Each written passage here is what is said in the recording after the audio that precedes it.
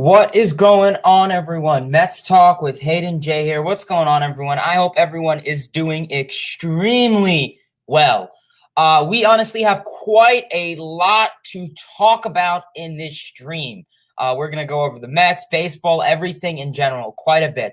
But please, everyone, before we get started, if you are new to the channel, hit that like button, subscribe to the channel, leave a comment in the comment section below. In the chat, I will definitely get into the live chat as I always do. And yeah, otherwise we got a ton of great stuff to talk about in the land of the Mets.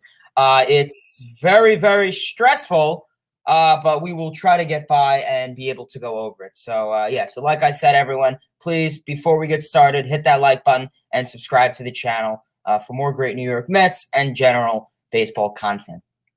So pretty much to stop wasting any time, let's talk about the Mets and Marlins series. Pretty much the Mets and Marlins series was not very pretty.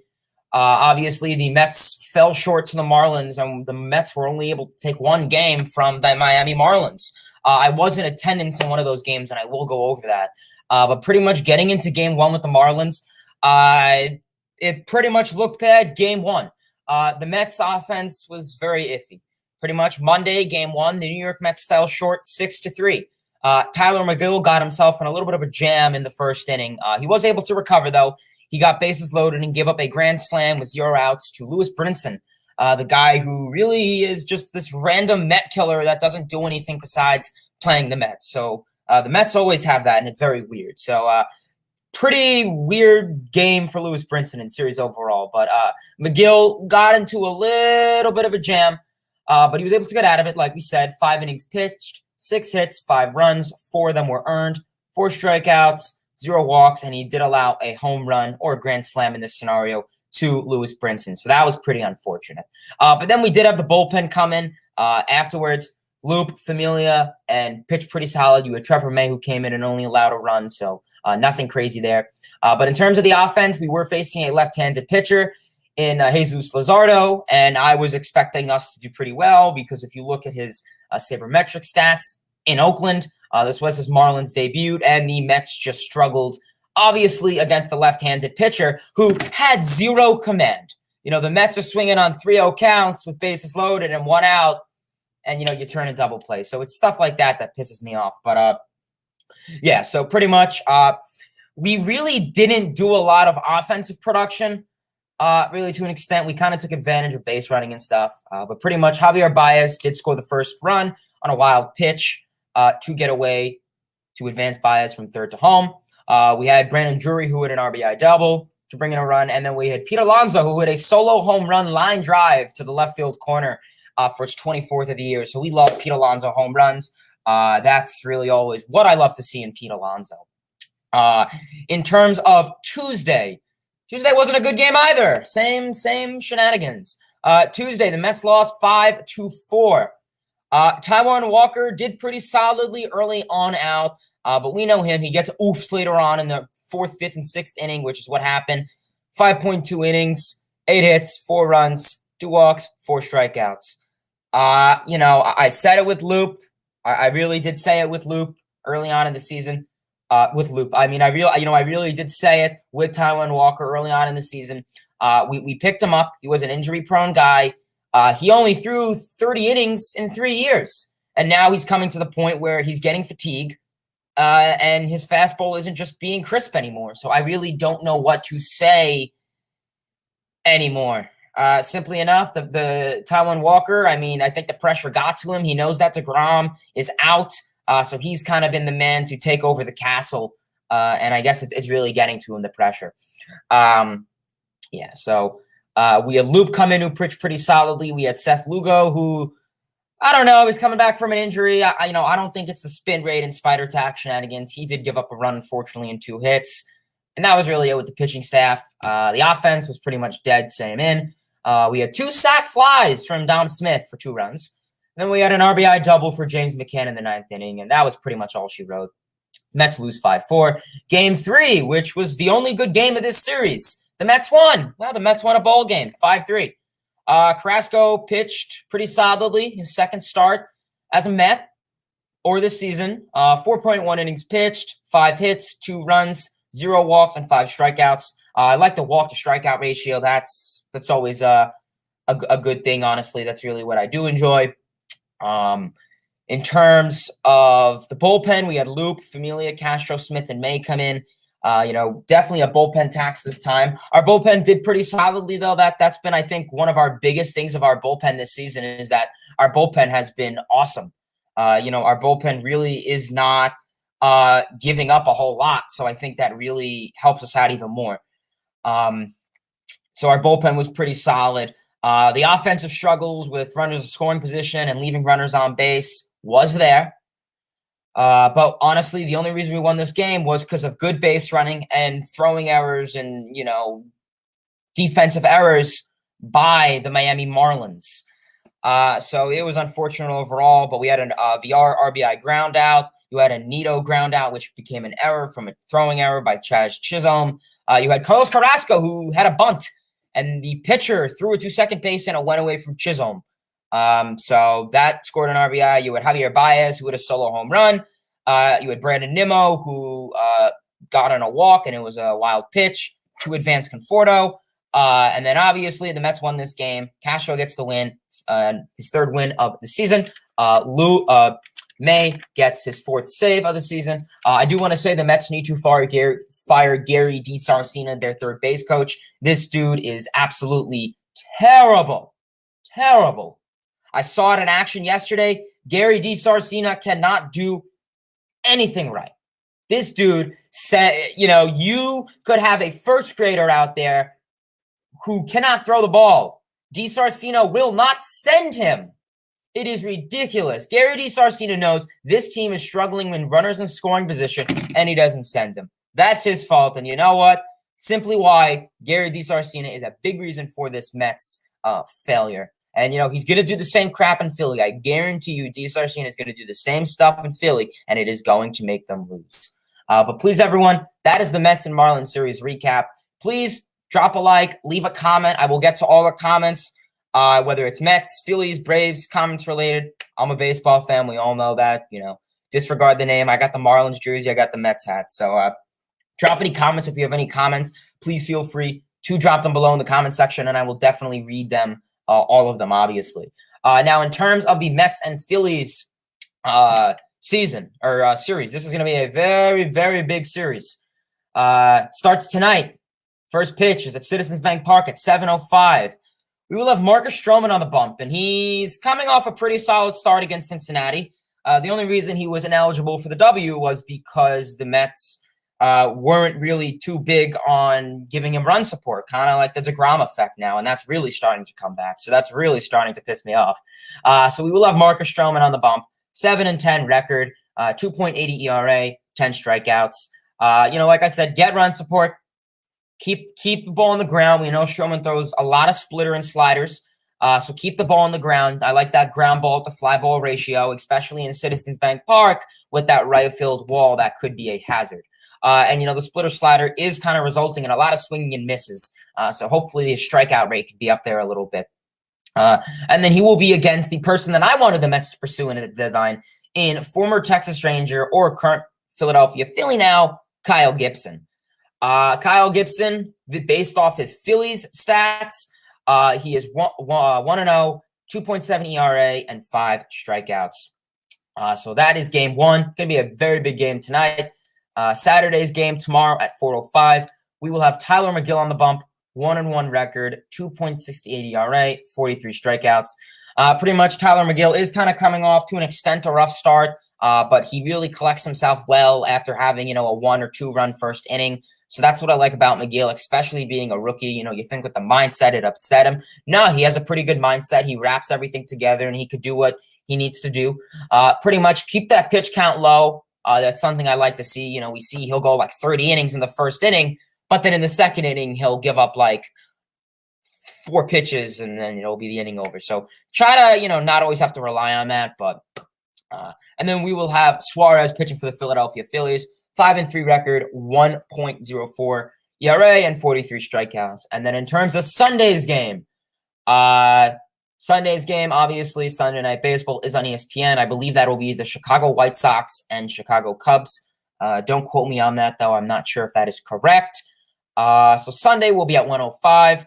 Taijuan Walker, it's going to be a big start for him. 7-6 on the season, 3.86 ERA, and 101 strikeouts. Like we said with Taijuan Walker, I've said it in the past. Walker, he's going to be very questionable coming ahead. He has all the weight on his back of carrying the pressure. He's starting to get fatigue. I was concerned, with him going this amount of innings throughout the season because he's injury prone. So it's going to be a big start for Taijuan Walker. His fastball is pretty crisp through the first couple innings, and then it starts to dial down. So try and keep it pretty well is the best thing I'm really just going to say with Taijuan Walker. And then obviously, his velocity is starting to go down, so try to keep that velocity up. And then obviously for the Philadelphia Phillies, it'll be the former New York Met and now current Philadelphia Philly and potential Cy Young, Zach Wheeler. 9-6 on the season, 2.57 ERA, and 170 strikeouts. You see that swing and miss rate is really going up, much more than it was with the New York Mets. Like we said, he's getting better with that hard hit rate, whiffs, and barrels, not giving those up. Too bad he couldn't do that with the Mets, but he's having an awesome year, Zach Wheeler. Very impressive with what I have been seeing out of him. I've actually tuned into a couple Phillies games and watched him, and I think his stuff is just awesome. Philly, listen, he once a Met, always a Met. I always wish the best of luck to our former pitchers, Matt Harvey, Zach Wheeler, Steven Matz. But when you're facing the Mets, I'd rather them not play super good. But it's going to be a big series. A lot of people are saying, is this going to determine the season? It'll determine who's in first place because, the Phillies are currently, I think, half a game back from the New York Mets in first place. But one thing I kind of wanted to bring up is, stop neglecting the Braves. The Braves are, I think, a game or two over 500. And usually, yes, there's the track record of the Atlanta Braves kind of being allergic to 500. But don't be fooled because the Braves, they could be very sneaky. So yeah, that's really it. That's really all I had to share with the New York Mets and Miami Marlins series recap, the New York Mets and Philadelphia Phillies series summary. And if anyone has any questions, please feel free to drop them. I will go over all the comments, questions. I'll give you guys a second if you want to drop any. So yes. So Galapagos, what's going on, man? DP35 Harper for MVP. Yeah, Harper's been having a nice season so far. Even more second half, he's been really hot. I know he had a big series against the Nationals and prior to that. So Harper's been pretty solid. So I think Tatis is going to be out for a while, so I think that'll make him have a less shot. I think DeGrom is going to be out for quite a bit, so that'll give him a less shot. In terms of that, I think guys like Winker and Castellanos haven't been as MVP stylish. So Harper could definitely be a great pick. Whether he'll win it, I don't know, but I could definitely see him getting a couple votes for MVP. You never know. Be positive. What's going on? Cubs Nation. What's going on? Mets Hub. What's going on, man? Zach, not too cool. What's going on, man? AB. What's going on? John, hope you're doing well. The Yankees are 3 games ahead of the Mets. Yeah, they're a different division, but yeah. Jed, what's going on? AB, Alexander, Michael, what's going on? I'm doing well, Michael. Paul, what's going on? Hey, Hayden, hope you're doing well and enjoy your weekend. My issue is for the Mets and their offense. What do you think the Mets need to do to score with runners in scoring position? Yeah, I kind of forgot to touch on yesterday's game, actually. I was at yesterday's game. And yesterday's game was probably literally the definition of a Mets game. We literally start the game, runners first, second, and third, bases loaded, no outs, and you don't get anything with it. I think that's literally the definition of a Mets game. You have guys like McCann and Conforto who are getting 2-0, 3-0 counts, and they swing at it. Like everyone's saying, I want to make it a law that Conforto and McCann are not allowed to swing on a 2-0 or 3-0 count. Because what do? They hit a ground ball. Or Conforto hits a ball with an expected batting average that's superb, but it finds a glove. And it's a lucky play. No. So yesterday's game was just shameful. Great pitching by Hill, though. He only gave up really 1 run on that sac fly. And, the Mets aren't giving run support. The Mets are scoring 5 runs per game. Rich Hill should have been fine yesterday with the W. But sadly, that's not happening. So pretty unfortunate yesterday's game. I was at that game. Great experience. I met Chaz Chisholm. Actually, that was a pretty interesting experience. I can pull up the picture. Very, very nice gentleman. He was coming over, taking pictures with everyone. So I got a chance to meet Chaz Chisholm. I gave him a baseball to sign. He signed it, and I guess when he was giving it back to me, I was sneaky. I was like, "Here, let me take a picture," and couldn't really deny it. So yeah, so that was pretty cool. I got to meet him. Definitely a potential rookie of the year in my eyes. There is Jonathan India, but he's pretty solid. Definitely could be one of those Met killers coming down the line. So I don't know about that, but yeah, so that'll be pretty cool. Logan, what's going on? Devin, hope you're doing well. John, Devin, Mets offense needs to wake up. Yeah, Devin, I agree with you. I mean, this Mets offense has been slumping a little bit, and they do need to wake up. You know, it comes to a point now is, when you have the Phillies 0.5 games back, and, a lot of people are neglecting the Braves. I mean, the Braves are really starting to get hot. Their offense is really pushing. And that's what I've been expressing throughout a lot of the first half is don't sleep on the Braves. They could wake up. They could have a nice 10-game stretch. I believe they just swept St. Louis. So don't be, neglecting the Braves. The Phillies, of course, listen, they're good. But the Braves, I mean, if anything, I could see them possibly taking over the division. Nick, what's going on? Marco, YouTube Productions. From AB, y'all are really in a bad position. Half a game back to Philadelphia, 1.5 of Atlanta. And you have a 3-game set against the Phillies, and you have a tough starting, against Kyle Gibson and Zach Wheeler. I agree with you, AB. It's unfortunate that it came to this. I mean, I really don't know what happened. The Mets, I think, at one point had the biggest gap of first place to second place in the division. I think at one point they were like 8 games over, the Phillies. And then you had really a 2-week stretch where they kind of just go in Kaputski. It's unfortunate. I don't know what's going on with this Mets team. I think there's a lot of things to really just talk about. But the Mets got to get their stuff together. I agree with you. And Kyle Gibson, that's going to be a big matchup. I think I'm more concerned with the Zach Wheeler matchup.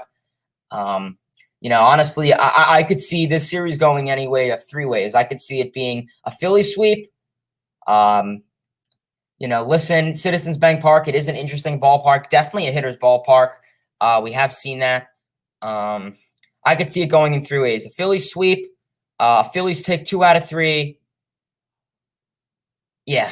Or in some miracle, the Mets take 2 out of 3, which you never know. I mean, I think what is it? Saturday's game, I think, is with Zach Wheeler. I don't see the Mets taking that, sadly. But that's how things go, I guess. I agree with you. Yeah, the whole team needs to wake up. I mean, guys like McNeil are starting to be quiet. The only guys that are actually doing things for this team is Brandon Nimmo, Jeff McNeil, and Pete Alonso. That's really it. I mean, Dom Smith, too, against left-handed pitching. But, McCann's not doing anything. Conforto's not doing anything. It's just then, when it comes to a concern is when you have Albert Almora Jr. and Jonathan VR having 5 of our 8 hits, that's pretty pathetic. I'm not going to lie. I mean, what is Albert Almora's on-base percentage? Like 200? I mean, that's a little concerning, just saying. YouTube Productions, what's going on? Baseball is my air, what's going on? I really wish we had Lindor and DeGrom back, I bet. Yeah, I think DeGrom could definitely carry, try to get rid of some of the pressure from the starting rotation, and Lindor overall too. He could definitely help provide some of that great chemistry and energy to this team. I agree with you, man. Hopefully when those 2 guys come back, and Syndergaard too, that could be a big boost for our team. But, my always saying is I don't want it to be too late. That's why games are played. You're right, Devin. David. Games are played against these teams. I hate it because then it technically helps out the Phillies, but time we'll have an answer by tonight and Monday for definite. Devin, what's going on? Karen, what's going on? Devin, what's your thoughts on Javier Baez? Yeah, Javier Baez wasn't the best guy that I wanted to sign. I think there were obviously better options at the deadline, like a Chris Bryant or a Trevor Story. I think Javier Baez provides some interesting stuff to this team. Yes, he does strike out a lot. He is a free swinger. He does provide pretty solid defense. We saw that yesterday in the rundown with Brian Anderson. But overall, I think it's going to come to a point now where Javier Baez, we saw, I think it was on Wednesday's game, when we scored on all those errors and we had good base running. Javier Baez, yes, he's going to strike out a lot. He's not going to provide the best offensive production. But if he gets on base, whether it's a base hit or a walk or whatever, he provides great speed on the base pass, and that's kind of what the Mets lack. There's more to baseball than hits, home runs. Once you're on base, you don't just say, okay, well, I'm going to wait till the next guy hits it or gets a walk and I can move forward. Steal, be aggressive. And that's kind of what the Mets lack. I mean, with the exclusion of Lindor, who else is a big base stealer on our team? I mean, VR, but he gets picked off every 10 seconds. So, I mean, Alonso's not going to be stealing bases. McNeil and Conforto, who are coming off of hamstring stuff, and Nimmo, too, they're not really going to be stealing much bases. Regardless of their hamstring, they're not really going to steal 20 bases a year. So, I mean, it comes to a point where Baez provides that depth. And, I mean, you look at a team like the Padres, the Rays, they rely on that. Will Myers, Fernando Tatis Jr., they'll rely on stealing bases in a hit-and-run play, and that's just the intelligence, the great aspect of baseball that I think the Mets really need to start getting involved with, especially the Mets want to be very into analytics. Well, that's a pretty analytical thing to do. So I think that's one good thing. Karen, what's going on, though?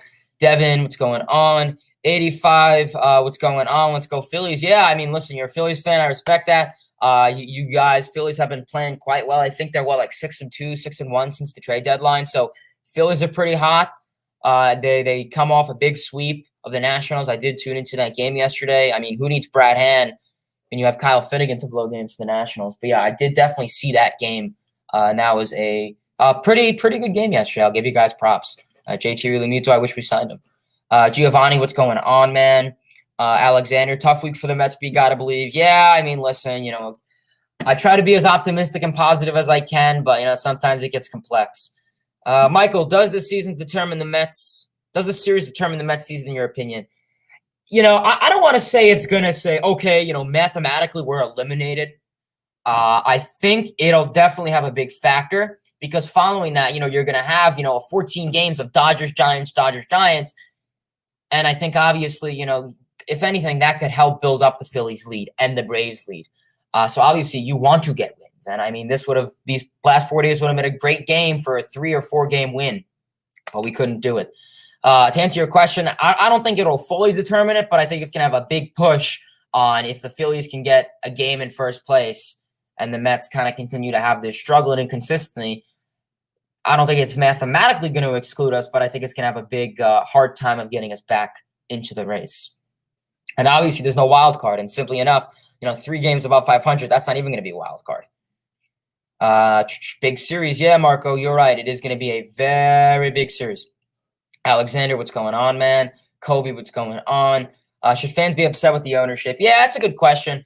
I am very involved with this question.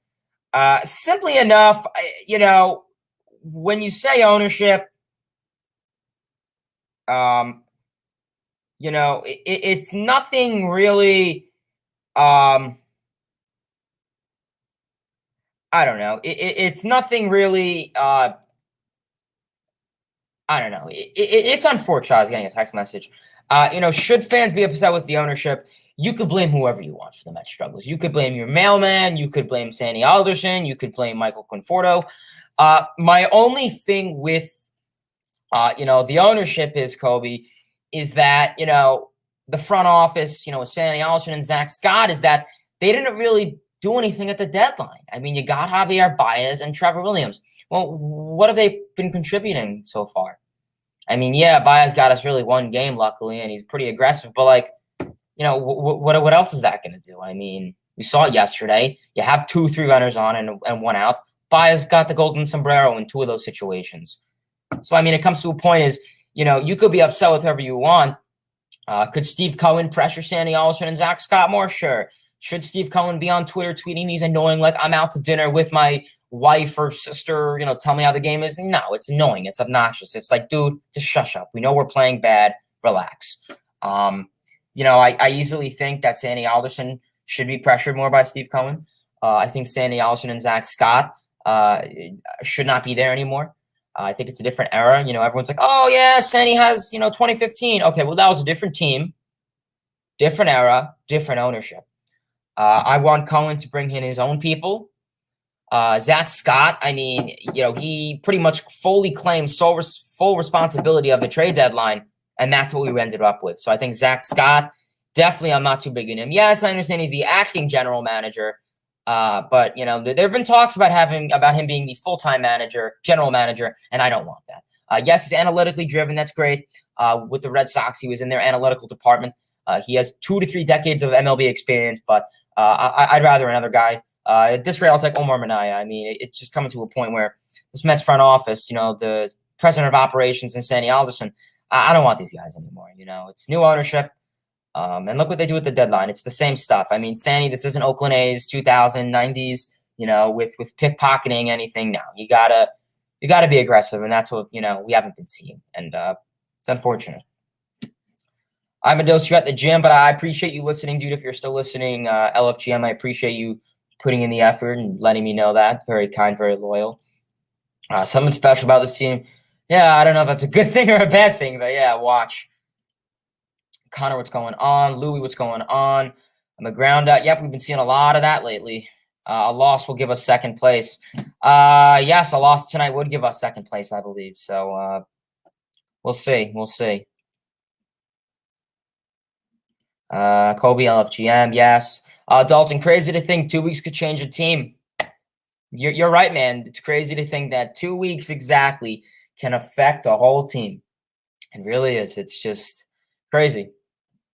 From David, looking forward to this series. I think the Mets will get 2 of 3. This team is better than the others within their division. Yeah, I mean, I like the optimism of that. That's great. 2 or 3. I would like to take 2 out of 3. I think a sweep of 3 is pretty unlikely, but you never know.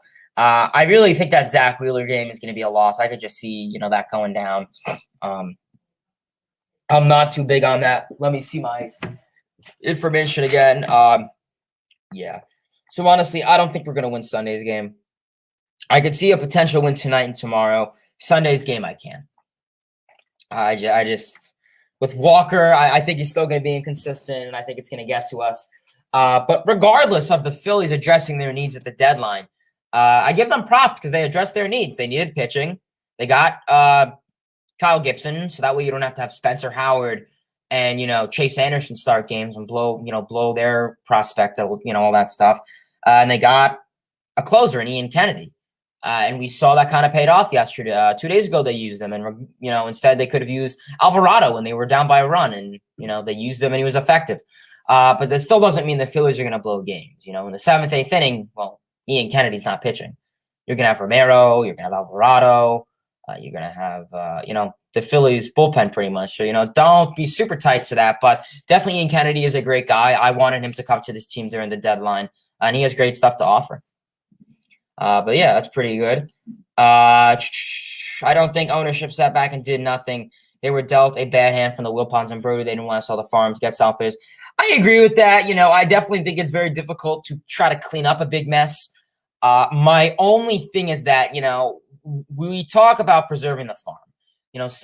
Steve Cohen said, oh, we want to be like the Dodgers. But, look who the Dodgers got and look who we got. They got Max Scherzer and Trey Turner, where we got Rich Hill, Trevor Williams, and Javier Baez.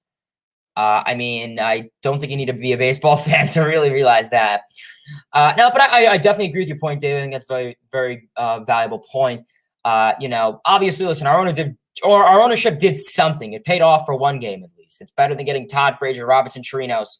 I'll say Miguel Castro is actually a pretty solid pickup. Hopefully, he could start to get his slider really under effect. That'll be pretty good, especially with the RPMs. I think it comes to a point where, Steve Cohen talks about the farm, yet we traded away a top 5 prospect for a guy who could be a rental who is going to have like a 600 on base percentage, listen, when it comes to opponents, I love our farm system, but I think as long as we're not trading away Alvarez, Beatty, and I was going to say Rocker, but now we don't have him. I think we're fine. But we're trading guys. We're trading top 5 prospects away for guys that aren't even going to be long term potentially. I would have traded. Comes to a point also is we don't have outfield prospect depth. I mean, besides Kalioli and Carlos Cortez. Who else do we have? I mean, Kalioli is MLB ready. Carlos Cortez is a year or two, and that's really it. You don't have anyone for 2 years, 3 years down the line, or a year behind the line. So it's a big question about the farm system. I don't know. Hopefully the Mets can really get something done with that, though. I agree. It's definitely a big mess to clean up. I know Steve Cohen put this whole 3 to 5 timeline thing, and it's really interesting because it's like my conception of that is, 3 to 5 years. So does that mean, year one and two, we just say screw it and just make a big splash at the third? I don't know. Maybe that's my misconception, misinterpretation of it. Personally, I wouldn't put a timeline on anything because then, in 3 to 5 years, if we don't do anything, well, then you're going to get it whole to you. And, people say things, and I'm very, very knowledgeable of that as a political science history person. So I know a lot about talking and seeing if it's actually going to be true or not. But yeah, Mets hopefully got to get something rolling now. Mets energy in the dugout is the polar opposite of the Yankees. I like how you said polar. I don't know if that was Pete Alonso or if that was like a metaphor, or if that was like an accident.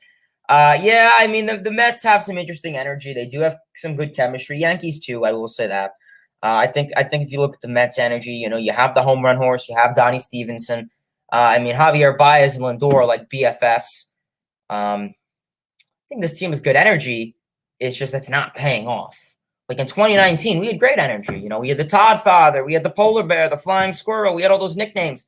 This year we have it too. We have McCannon, Polar Bear, El Mago, Flying Squirrel, Cy Young, Thor.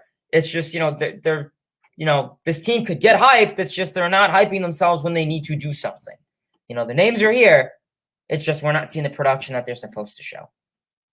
But yeah, Yankees have some good energy. I did see. Yankees do have some good energy. Recently, they've been doing pretty well since the deadline. I think Gallo and Rizzo were big bumps, a big boost for their offensive production. I just think, in terms of pitching, is Jameson Taillon going to, be solid like the last two starts? He's been pretty good. Andrew Heaney, I wasn't really understanding that signing. And then Garrett Cole, obviously, who has been a little inconsistent. But he has a game where he'll be wicked, and then he'll have a game where he gives up 8 runs to the Rays. So we'll see with the Yankees rotation. I will say, as a Mets fan, but I've spoken to a lot of Yankee fans and non-Mets and Yankees fans, and they say the Yankees rotation is definitely going to be something that could cause them later down the line. Aroldis Chapman got into a jam last night. Runners on the corners, 1 out. So that's going to be something. I can say as a Mets fan, we saw Aroldis Chapman blow a game to us with Pete Alonso. So Yankees are going to have to address some pitching if they want to help, compete against Blue Jays, Rays, and Red Sox. Kobe, LFGM. Yeah, Rizzo's been looking good lately. I think Rizzo definitely has been balling. Defensively, too, he's great. I mean, remember at one point he won the Platinum Gold Glove Award. So at one point he was the best Gold Glover. He had the best glove and defense in the MLB at one point. I forgot when that was. But yeah, so. Pretty good moves for the Yankees. They've been very impressive. It was 2 outs. Okay, fair enough. But please, everyone, give this video a like, comment, subscribe. All of that great stream going on. Please, if you can, give this video a like, comment, subscribe. I'm going to check Twitter, see if anything's new in terms of the Mets. They usually like to tweet things out around this time. So please, everyone, if you can, give this video a like, comment, and subscribe to the channel for more great New York Mets and baseball content. We have a ton of stuff coming our way. So, yeah. Great stuff, Hayden. I do appreciate it, good sir. Zach, no worries, man. Glad to see you here. So, yeah, otherwise, we do have a big series coming ahead. It's going to be something. Now, you're good, man. No worries. How much longer will it be until Conforto gets sent down? Yeah, I mean, I was not happy with Conforto. I was at the game yesterday, and I was not big on him. I'll actually show you guys what I said to him. It was pretty funny. I don't know if you're in some Discord chats with me, but I really let Conforto have it yesterday. I'm not one of those people to, really appease him. So just stand by and let me know if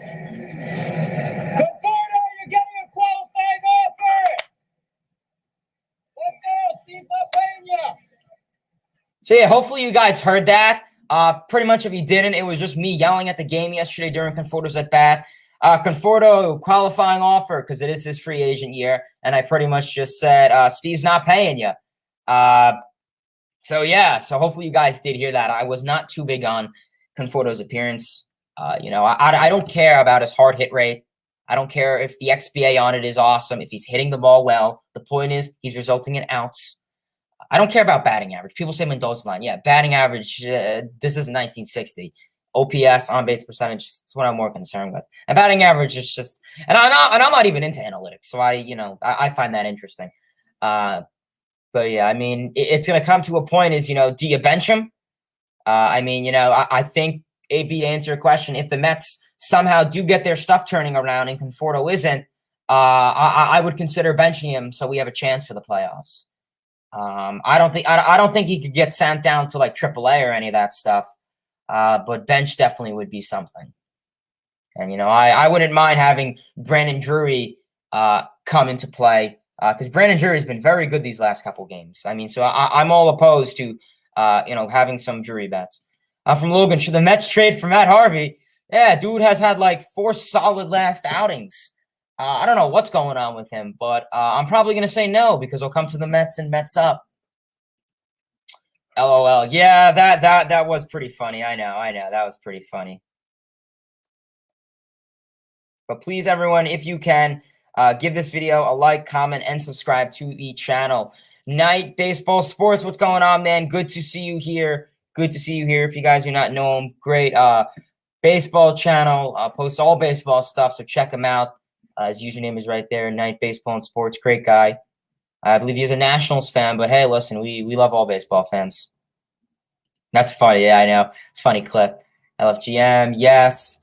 Yeah, and and it's funny because everyone says, oh, Conforto gets the pressure. Conforto gets the pressure. Really? So you're telling me as a rookie in 2015, you could hit 2 home runs in the World Series or go to the 2017 All-Star game and get an RBI hit. I don't know about pressure, Conforto, I don't know.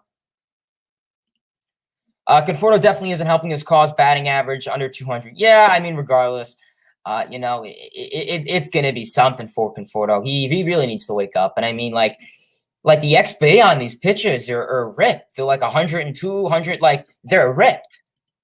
It's just coming to the point where he's not doing anything effective.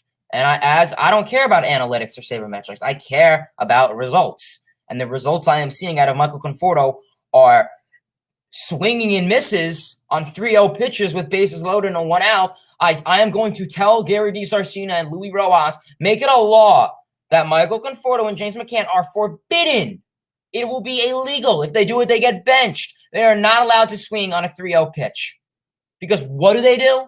They swing on a 3-0 pitch, and they chop it out to center field to catch. No.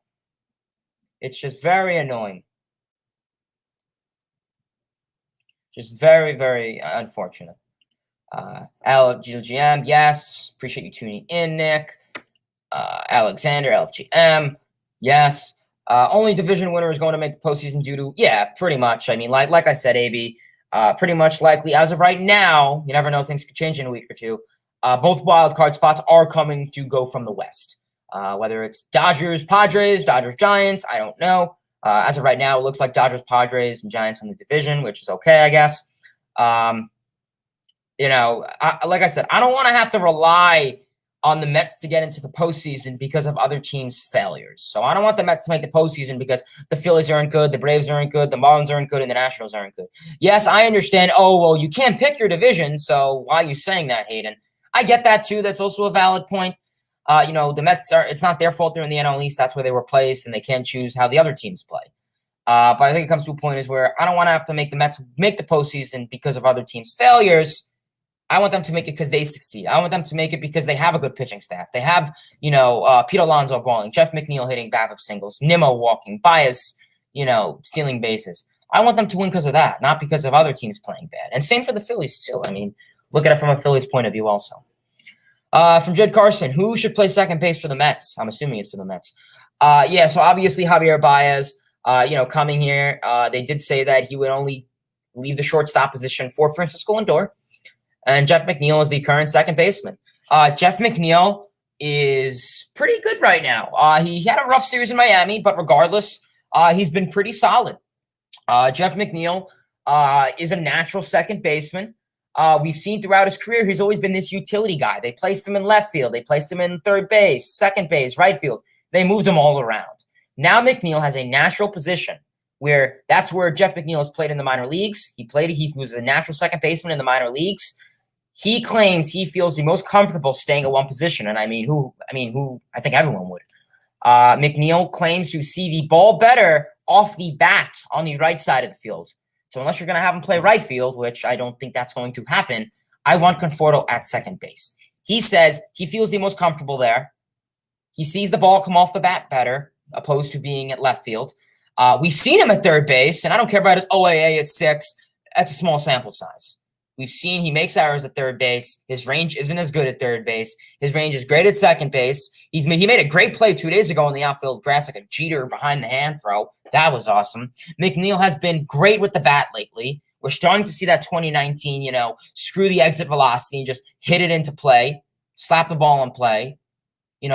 He's being more aggressive on later pitches in the count. On 0-2 pitches, he's being aggressive. And I want McNeil to be happy and satisfied every way he is. I don't want McNeil to have to worry about him going over to third base and being in a slump struggle. And I think what's going to happen is Baez wants to be a team player. Cool, go to second base. Go to third base. My bad. Go to third base. Put Baez at third base. Leave Lindor at short. Leave McNeil at second. And obviously Alonso at first. Just Baez third. McNeil at second, please. McNeil, it's his natural position. He likes playing there. I don't care if you upset Francisco Lindor and Javier Baez. They're there. They go around talking about team chemistry, and it's starting to really exasperate me. Play the position you want. I don't care if he's your friend. This isn't socializing. You don't get paid $341 million to socialize, because I would love to do that. Baez, if you want to be a cheerleader, you Dallas Cowboys uniform, pom-poms and a skirt, and you could jump on the dugout and be like, let's go, Mets, LFGN. No. You're there to field ground balls and hit balls. That's what you're there to do, Baez. So hopefully the Mets can really get that out of Baez, and I think what's going to happen is, the Mets are just going to see, the Mets are going to see McNeil over at third base, and if they see him starting to make errors, I think you're going to say, listen, Baez, you want to be a team player. McNeil's really struggling here. Could you play, third base? It's not that big of a difference. It's only 3 feet over. He has great range. He has a cannon of an arm. Who cares? Harvey can't be traded now. It's 1-year deal, but sign him free agent. Yeah, see, I wouldn't even want him anyways. I don't want to take the risk. I'm assuming that's Conforto. Yeah, but don't take that with a grain of salt, because he has been out for like 2 months, so he's probably only played like a month of the whole season so far. He played like 2 weeks when the season started. He got hurt for like 2 months, and then he came back like a month ago, and he's just been terrible since. 6 home runs. I love home runs. He clearly has been having some bad luck. Yeah, luck is a thing. He is being shifted a lot. But I think it comes to the point is Conforto can go the other way. We've seen Conforto hit the ball the other way to the left side of the field where there's no shift. Lay down a bunt to the third base side. We see the Cubs are doing that. We see the Reds are doing that. We see the Padres are doing that. Conforto, lay a bunt to the left field side. That's the only way you're going to get a hit. Just lay a bunt to the left field side. Or go the other way. Stop hitting the ball to the shift. I agree with you, Night Baseball and Sports. He is a victim of the shift, but I think it comes to a point, too, is where he can go the other way. But, yeah, honestly, victim of the shift is something I know Alonso had struggles with that, and he's been getting much better with that. Alonso's getting better with the shift. McNeil is the GOAT at going in terms of the shift. I know we have next question. I actually have it pulled up because I saw this comment before. It pretty much says, how is Alonso been? The second half, he's been very good. Marlins series wasn't the best. He had a couple hits, a home run. But pretty much the first half of Pete Alonso's 2021 season, he had a strikeout percent of 21.1 and a walk percentage of 9.1. Now, in the second half, he has a strikeout percentage of 14 So it has gone down by 7. And then a walk percentage of 14 also. So it has gone up by 5. So Alonso, he's swinging the ball well. He is taking every at pitch like he is going to hit it. And like Night Sports Card says, yeah, the home run derby really helped him out. I think it comes to a point where a lot of guys were saying, oh, the derby's going to mess up a swing. Well, not for Juan Soto and Pete Alonso. It's been helping. And I agree with you on that. And I think now, honestly, Pete Alonso has been much, much better of an improved player. He's been better with those breaking balls in the dirt. We see in 2019, he's swinging every pitch in the dirt. He looked like Todd Frazier on half of these pitches. Alonso is looking much better with the breaking balls in the dirt. His hard hit rate, 1 key metro barrack percentage, all those deep saber metrics of hitting the ball well is in like the 90th percentile. Alonso's looking great. I think since his last 7 games, let's take a look-see at Pete Alonso in terms of his full-on stats, but he's getting better with the breaking pitches. He's actually hitting breaking balls very well. I think he has at least 7 or 8 home runs on breaking pitches. But pretty much the season so far, 2.1 wins above replacement, 89 hits, 24 homers, 253 batting average, but I don't really care for batting average. It's kind of weird. 63 ribbies, 2 stolen bases, and an OPS of 8.31 and an OPS plus of 128. That's pretty good. I mean, he's pretty much better than like 60% of the league is pretty much what he's saying. Or 70%, I should say. But pretty much looking at maybe his baseball savant, if anyone is into deep analytics here. Let's see. Give me a minute to pull it up. Baseball savant. If it'll load, please stand by.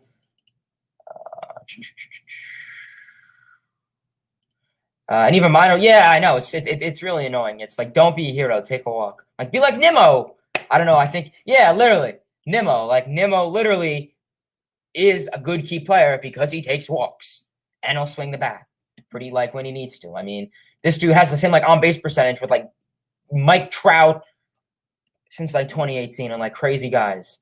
So pretty much Alonso's baseball savant's pretty good. 84th percentile in average exit velocity, 99th percentile in max exit velocity, 78th percentile in hard hit rate, xWOBA 87, expected batting average 65, x slugging 91, so the expected stats, 91 in barrels, 66 in strikeouts. So like we said, he's been good with the strikeouts. 65 in walks. He's getting better with the walks. 60 in whiffs. Hopefully he can get those whiffs up. Chase rate's still a little 34. Hopefully he can try to compel that. I think, the breaking pitches in the dirt and, taking more pitches is really going to help with that. 77, an ounce above average in terms of defense. And sprint speed is 32. I don't really care for sprint speed. I mean, he's not really a fast guy as it is. He hustles. But yeah, I mean, and taking a look in 2020, he's pretty much hit 12 home runs on breaking pitches.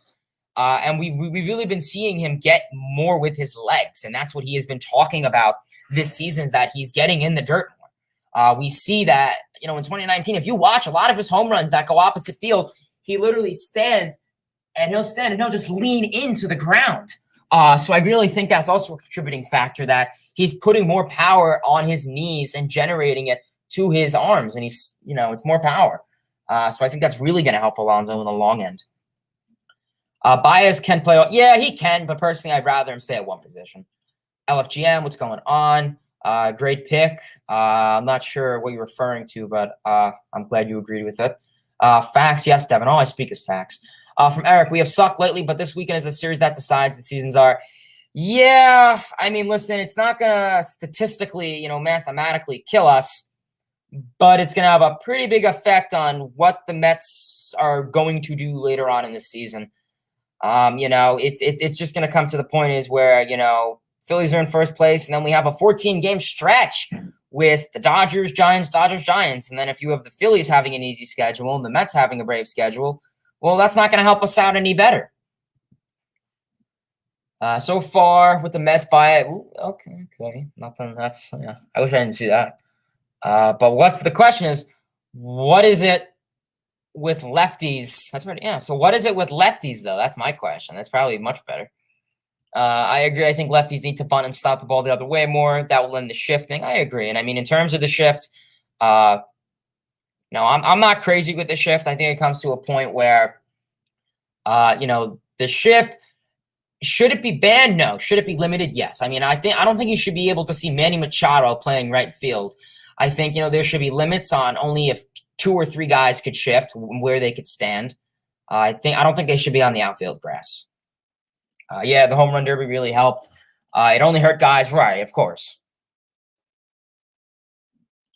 Love Baseball Savant. Yeah, it's a pretty good website. I've been starting to get on it more recently, so it's pretty cool. Pretty cool. Yeah, honestly, I am too. I think a lot of people are kind of downgrading the Braves. I mean, Freddie Freeman's been hot, and that's without Ozuna and Acuna, so that really shows something. So yeah, hopefully, the Braves are coming up with a big series. Let's see who they're going to be playing. Braves. Nationals. Okay, so Nationals are coming off a sweep. So yeah, we'll see if the Nationals can get something going against the Braves. I think the Mets do have I think it was the 5th hardest schedule or something like that. Let me see. But please, everyone, if you can, give this video a like, comment, and subscribe to the channel for more great New York Mets and baseball content. Pretty much we do these live streams before and after every, Mets series. And obviously I do take, comments, all that great stuff. So yeah, we probably are going to call it a stream very shortly. If anyone has any more comments, questions, or concerns, please feel free to drop them. Check out all the past videos. I'm not really sure what else is coming up ahead. So yeah, so please, if you can, give this video a like, comment, and subscribe to the channel. I hate the shift. Yeah, I feel a lot of people do. No shifting should be banned. No shifting should be banned at all. Let the hitters adjust, make the defensive change. Yeah. I mean, we know teams like the Padres are very into that, the Rays. And I think everyone says, oh, the Mets are first or second in defensive run save. Well, yeah, it's because of the shift. We have the 6th hardest schedule. Okay, that's interesting. LGM, yes, Kobe. Michael, do I stream games? Not really. If it's a Mets home game and we go into extra innings, I stream that. We had, the Mazika walk-offs on stream. We had the Drury walk-off, the McNeil walk-off. Yeah, we had a yeah, I think I was 5-1 in extra innings on here. So yeah, typically I don't stream games. If there's a no-hitter or if it's a close game or if we're in extra innings and there's a possibility for a walk-off, I will stream that. So please make sure you turn on the post notifications so you never miss it, guys. There should be 2 infielders on each side of second base. So first, second, yeah, I kind of agree with that.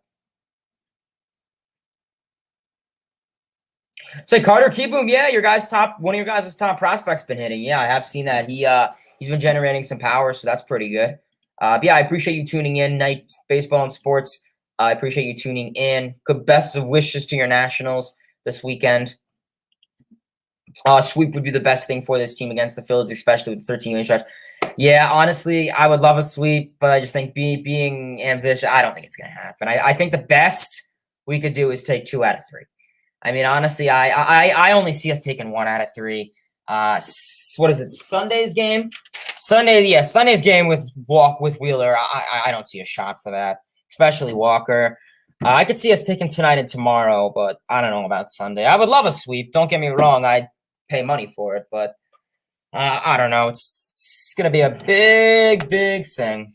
But yeah, so probably going to call it a stream here. If anyone does have any more comments, questions, or concerns, please feel free to drop them.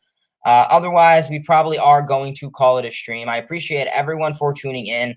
We had an awesome stream, awesome results. We had quite a bit of people in the chat, so that's really what I love to see. Regardless if you're a Mets fan, Braves fan, Rangers fan, I don't care. Baseball is baseball. So yeah, so I appreciate everyone for tuning in. If anyone's any more comments or anything, yeah, I think we're going to call it a stream here. Till next time, baseball fans, see ya. LFGM, let's go Mets.